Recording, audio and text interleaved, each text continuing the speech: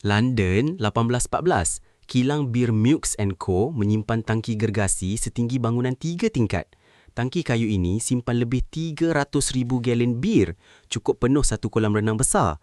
Tapi pada 17 Oktober, tangki ini mula menunjukkan tanda bahaya. Kayu retak, bir mula bocor.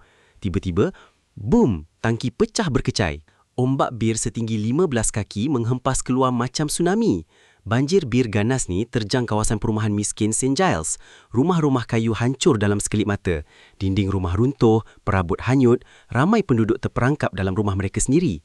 Pasukan penyelamat bekerja keras selamatkan mangsa, tapi banjir bir ni terlalu kuat dan pantas. Bila air bir surut, pemandangan ngeri terbentang. 8 orang meninggal dunia, ramai cedera parah.